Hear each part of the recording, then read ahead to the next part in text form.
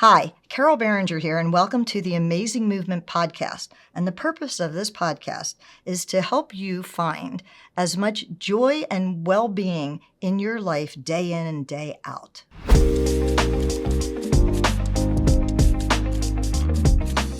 Today, my guest is, and we're both nervous because we don't do interviews, and so we're going to just have some fun. And I'm going to let Alissa introduce herself and tell you a little bit about her business, and then we'll carry on. My name's Dr. Alissa Salvitti. I have a wellness practice in Westchester, Pennsylvania, and I'm a traditional naturopath and a chiropractor. And we do nutrition, we do lymphatic therapy, and chiropractic. So the way we met, in my Pilates studio, one of my clients was talking about this lymphatic drainage therapy that she was having in Westchester and how much she liked Dr. Alissa. And I'm always interested in finding ways for lymphatic drainage because it's super important, and we'll probably get into that a little bit. And I went and I just fell in love with the whole practice, and we had this camaraderie about wellness, and I have had so many benefits, both with the chiropractic, the lymphatic drainage, which the client who sent me there has, what does she name it? The FLUG. The FLUG. The floating hug. Yes, a floating hug.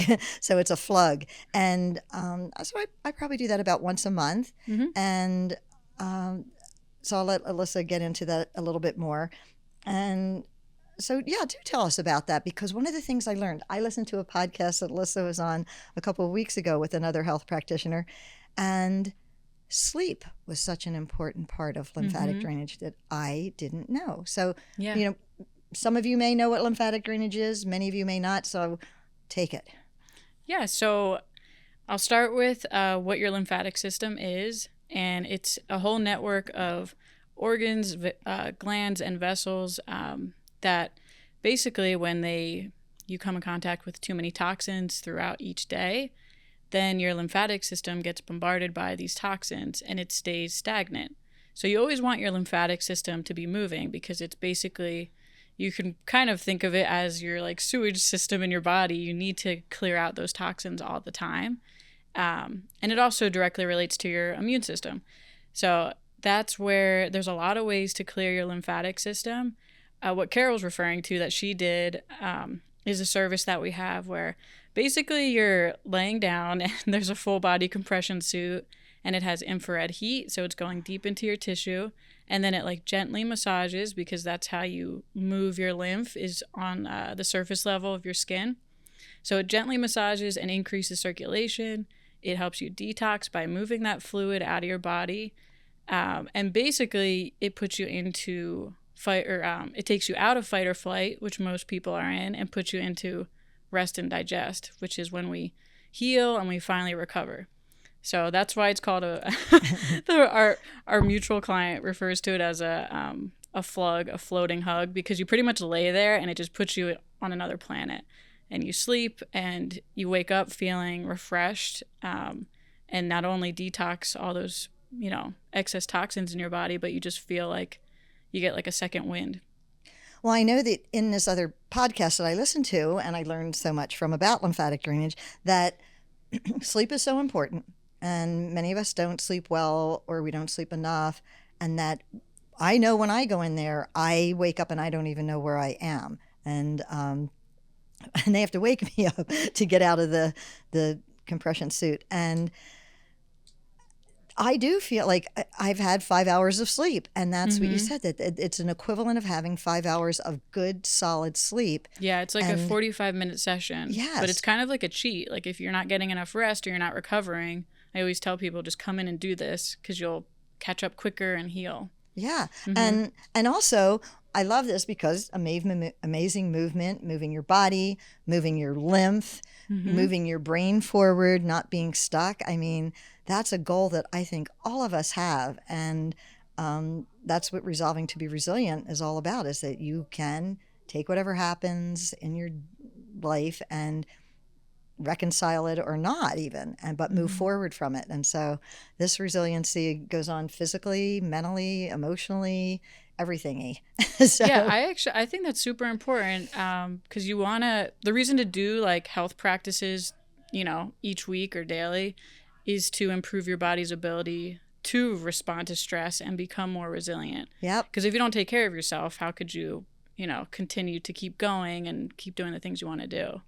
But Right. And the better we feel in our bodies, the better we do feel in our brains. And it's just hilarious. But the first time I went to see Alissa for the chiropractic portion, she checked my posture. So I'm a posture expert. Yeah. And she just reset one tiny thing because I'm not looking at myself. I look at all my clients, and it seriously was a game changer.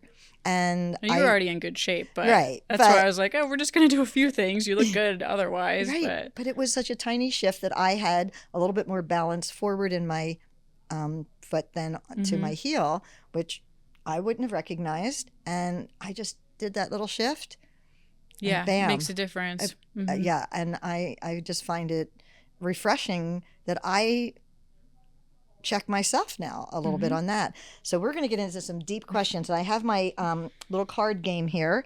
And so we're going to steer it this way and see where the conversations take us. So what's your personal definition of wellness, and how has it evolved in your life journey? And just so we were going to mention this, that her life journey is going to change a lot because Alyssa's having her first child in a couple of months. So, yeah. Yeah, that's going to be a big change. Yes. But currently, so I would say my own definition of wellness, obviously it changes over the years. You go through different things. You have to adapt and learn.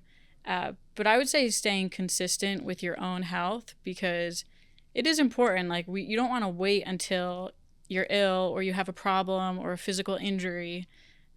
You want to get started now and start doing Pilates or start doing nutritional balancing and getting adjusted. So I would say that's a good definition of wellness, is like having a quality life instead of just trudging along and then waiting till something comes up and then taking care of it. Yeah, it's never a good idea to start making decisions about your health in the middle of a crisis. So you're in the crisis, and then even if you're getting sound advice, you're not processing it all. You can't possibly, you're in that fight or flight. So, and the more the resilience that we develop by being in our bodies and in our minds and having, a mind-body connection and a neurophysical balance, that, yeah, I mean, it's pretty exciting stuff because it gives you confidence where you might not have had it before. So that once you get authentically intentional about your health, because if you don't have your health, you really are in deep doo-doo. I think it's the most important thing, right? Right. Yeah. And we know this, but we take it for granted often until there is a crisis. True. Or a crisis to someone we care for or care about. And yeah. So, all right. And it will change. And it will change when you have your baby. And we're talking about sleep. Best tip that I ever got: when your baby's sleeping, you're sleeping. So, yeah. So if they fall asleep for a 2-hour nap, take advantage of it for sure. Yeah. Do you have a regular check-in to make resolutions to boost you and simultaneously let go of what's not boosting you? Do you like a daily practice? Like, do you have a check-in like morning and night? Yeah, because my typical pattern is I'll wake up and feel like I can do everything and feel amazing. And this is just me personally. And I know by the end of the day, I'm like, don't even overthink anything. If you're not feeling good, you're going to be fine in the morning. So that's usually my check-in. Like by the end of the day, I'll see, how was I doing throughout the day? Did I overdo it? Are there things I need to do to balance out, maybe extra stressors I'm experiencing? But yeah, I would say like a daily practice. And we didn't talk or say anything about the mental side, but obviously you're, knowledgeable about this as well. But if your brain isn't, thinking properly and you're kind of in a rut where you're just thinking negatively all the time, then your health is going to follow that. So that's something I try to focus on every day, is being consistent, practicing gratitude. I'll pray a lot, especially if I'm going through something and I start to feel really overwhelmed, or if I'm having some health issue. Like, it's only temporary. What am I going to do that's positive to offset that? and what am I grateful for? Because it immediately switches your perspective. So I think that's super helpful. I actually try to teach that to a lot of my patients too, because people forget about that and they just think of their physical ailments, not that their mind is important too. So when you do things with intention, you get better at it. And that saying that when I know better, I'll do better. Mm-hmm. So then you know better because you learn better about yourself even. Yeah. So I have a practice where I wake up in the morning and before my feet hit the floor, it's like, okay, I am so grateful that my feet can hit the floor and I'm going to, have a beautiful day and that I'm grateful for it. And I'm going to be the best version of myself that I can be today. And then that night I might check in and I might not have been the best version of myself, but I'll just check in and say, well, I could have done that better. Or maybe I did everything as best I could. It's good to be mindful of that too. It's like, right. How did I handle this moving forward? Do I want to do something different? Right. Yeah. And when you do better, then you really get to appreciate yourself, mm-hmm. which boosts your confidence. And if you're better, everybody around you is better. Yeah, right. Those are fun, interesting, but hard things to accomplish. But we can do hard things. We know this. I think that's important too. Like you're obviously doing Pilates and instructing people and, influencing them. So I think it's important that, and I'm the same way, I'm like coaching people with their health. You have to personally be like balanced in your own ways. 'Cause I don't know how you could help other people if you're, or if you're not practicing what you preach even. Sometimes I'm not having my best day. Exactly. And I'll just say so. My bit about functional movement, which Pilates is, yoga is, there's Feldenkrais, Alexander, there's a plethora of disciplines that you can seek for functional movement. And functional movement means, how do you get through your day? You sit, you stand, you walk, and you drive. And then if you do those things better, then your brain will be better because you're moving through your day with basically confidence or with enjoyment. So, we do want to, part of this resolving to be resilient is to live a lifestyle embracing wellness and joy. Mm-hmm. And so, you can find the joy in realizing you didn't have the best day. Mm-hmm. So, you put that on the plus side and just, it's very helpful to just, do these check-ins and definitely not beat yourself up about them because everything's a learning experience. Yeah, it's always going to be up and down. So I think accepting that, but changing the way you handle things. Yeah, and even clients, like if you would just say, oh my gosh, I'm like falling over my words today. I'm not having my best day. If I say something from Mars, please make me bring it back to English. Here's a good one because you're going to need to use this a lot in the near future. Mm-hmm. We all always say we're too busy or something gets in the way, right? So if you could expand time, how would you spend it? And would you use additional hours in a day or would you want to add another day into the week? No. I would definitely add another day into the week because like I mentioned before, by the end of the day, I'm just ready to go to bed anyway. Mm-hmm. So I think that would be a little more energizing and it would give you then I could dedicate that day to rest, self-care. Yes. That would be amazing. And I guess you could do that now technically. You just have to make the change, right? We do have the power. Right. Yeah. And it's like dedicate, Friday afternoons and on. I'm not going to say yes to anything. I tell people to do that sometimes because, it's always, I'm so busy. I can't. And then, sometimes you need to do that for yourself. You do. Mm-hmm. And then the other thing is too, if we can expand time, if you're busy, then you do make time for the things that are important to you. And I think everyone that I've asked that question has said that too, that they want the day to do nothing. And I actually had a conversation with someone this morning. They said, well, your studio's been so busy. What would you do? Have you hit capacity? And I go, no. I go, it seems to just always work out. Right. And I said, that would be nice, a nice problem to have. And they said, well, you'd have to expand your hours or, I'm not open on Sundays. And I said, well, we're Sunday by appointment. I have 2 teachers that will do, sometimes, or we're, not a whole day. But I said, I think it follows my example of wanting to have a healthy lifestyle is that we do need a day off. I mean, a full day off. And I had clients that would say, well, if you did an early morning Sunday class, I would really like that. And would ask them, I'd say, well, what is it you do now on Sunday mornings? And they'd say, well, my husband and I get the New York Times and we sit on the back porch and have a second cup of coffee. And I said, okay, do you want to give that up? And they thought about it and they go, not really. And I'm like, right. I said, most people would kill to have that, you know, relationship or that ritual or so it's like a what would you call it, a guilty pleasure, but you can have a whole day of it. Most people are always rushing. That's a good way to get out of fight or flight for a day out of the week. If you could magically have a new skill, what would it be? Like fly an airplane or learn a new language, like anything. What have you been coveting? That's a good one that you'd like to new skill, I would say parenting. I know, maybe I guess I could procrastinate a little bit. I guess if I could be more organized, starting my own business, and you understand this, you have to become type A. I was never type A. So I think that's a skill I'm working on, and I've always wanted to be good at it because I could kind of jump around from thing to thing. And, you know, I think it's important because, like, getting back to being structured with just your life in general, it's helpful. It's a lifelong challenge. Mm-hmm.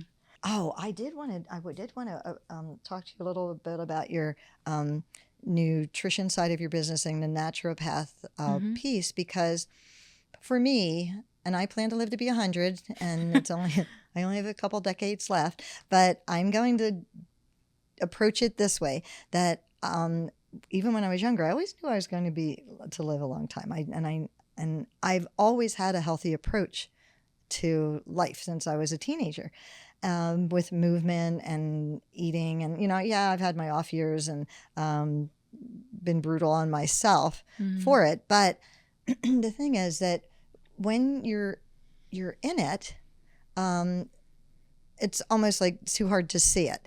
And then once you develop it, you keep developing those parts of you better, and other pieces then fall into place. So with the nutrition, so many other decades ago, I had a hair analysis done, and I'd never heard about it again until I remember you saying you did it before. That and the client that named it the FLUG also said, "Oh, Alissa does this hair analysis." I said, "How did I not know that?" So tell us a little bit about that.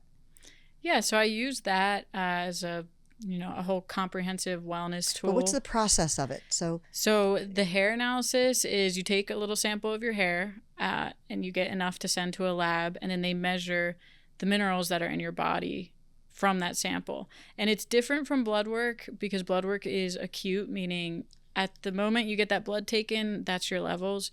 With hair, it's analyzing the past 3 months of your diet, your lifestyle, everything, and telling you what levels your minerals are at, which then tells you a lot of things about your digestion, about the function of your thyroid, your adrenals, about your immune system. It's really helpful because it tells you if you're successfully detoxing the toxins we were talking about. So I use that for everybody initially because it's so comprehensive. And I've found, and it also checks for heavy metals, which is great. That's super important. But I found if you don't balance your minerals and take the proper supplement, you can't really make lasting changes that you want to with your health. So I think that's what I've noticed is a lot of people get the long-term results just by following the whole protocol.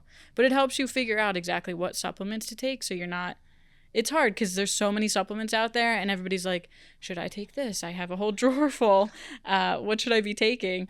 And this literally tells you, like, you're low in this, take that. So you figure out exactly what your body needs. Right. So because if you read any kind of health article and they'll mention a supplement, it's like, oh, how did I make it to this day without that supplement? And way back in my life, I did do some nutritional work. And I would always say to people, anything that you're taking supplement-wise, bring it in a bag with you.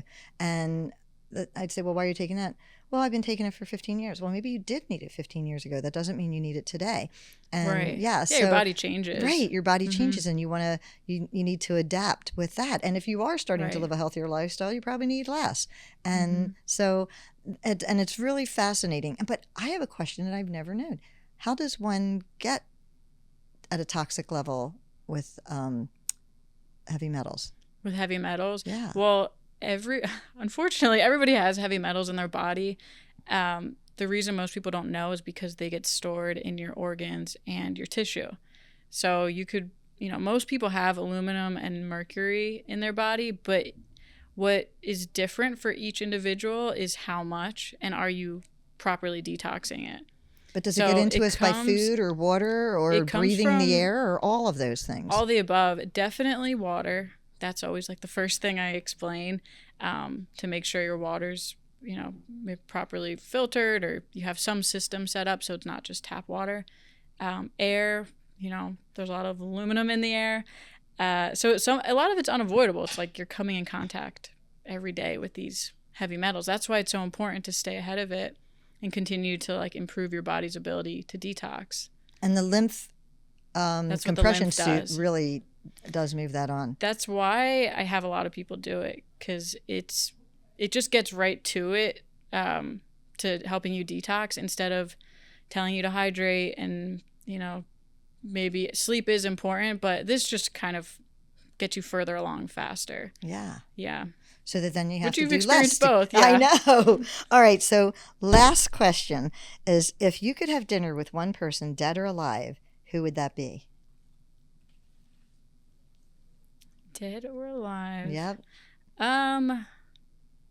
Wow, that's a really difficult question. Well, it's interesting, isn't it? Yeah. I know. I like that. I guess I would pick somebody who's passed away, and it would probably be a family member. So I would say my grandmother, who I never met, my mom's mom. Another like not as exciting response, but no, it's perfect. I would want to meet her because I'm Lebanese, and my grandmother was Lebanese, and that was the type of cooking they did. So like Mediterranean cuisine. Yes. And I want to meet her so she can teach me how to cook everything, and we could have a meal together or something. I think that would be cool. Right. Yeah. And that you'd never met her. Yes. Yeah, I didn't. I think 2 of my brothers met her. The rest of us didn't. So she passed away. Yeah, before I was born. No, I think that's a wonderful answer, because most people would pick a celebrity. I know. I'm like, I don't even care about celebrities enough to pick one. Right. Yeah. Or, some kind of mentor, or, I don't know. But that's a great answer. Yeah. So that'll give you all something to think about. So thank you for joining us. And we'll see you at the next time you join us. And Alyssa's information will be available at the end of the podcast. So thanks for joining us.